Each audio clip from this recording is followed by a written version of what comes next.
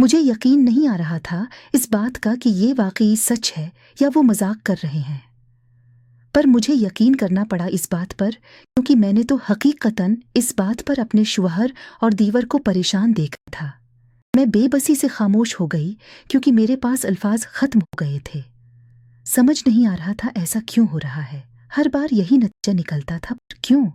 मुझे इस बात ने उस बार संजीदगी से सोचने पर मजबूर कर दिया था, और मैं उस वक्त वाकई गहरी सोच में गुम हो चुकी थी कि क्या करना है अब।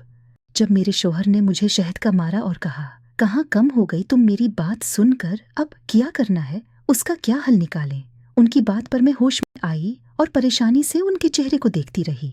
मैंने उनसे कहा कि मुझे दीवर की परेशानी हो रही है, उस पर क्या गुजर रही होगी उस बात की वजह से। उस बेचारे का तो कोई कसूर नहीं था ना। असल बात ये थी कि मीरू सिर्फ एक ही दीवर था। मेरी शादी को 5 साल हो गए थे, मेरी सास को फोत हुए 3 साल हो चुके थे, मेरी कोई नंद नहीं थी। वो लाहौर से बजरिया रेलगाड़ी कराची अपने बड़े भाई के यहाँ जा रहे थे। अलियास के बड़े भाई कराची की एक मिल में मैनेजर की नौकरी करते थे। उमूमन वही बच्चों की छुट्टियों में पंजाब अपने छोटे भाई से मिलने आते थे। अगर इलियास कभी कराची गया था तो अकेला। बच्चों का ये पहला लंबा सफ़र था जो उनकी ख्वाहिश पे बजरिया ट्रेन तय करने का इरादा था।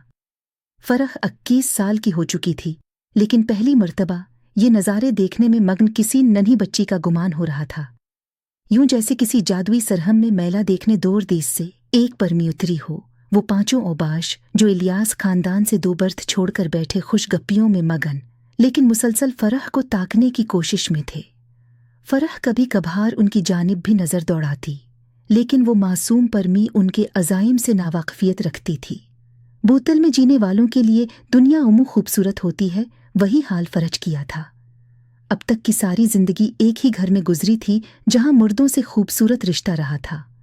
बाप की सूरत छांव मुयस्सर थी। नन्हे भाई फूलों की मानंद अपने हर फैसले में अपनी बहन को अहमियत देते थे। चा, मामू, ताया, सब खूबसूरत मर्दों।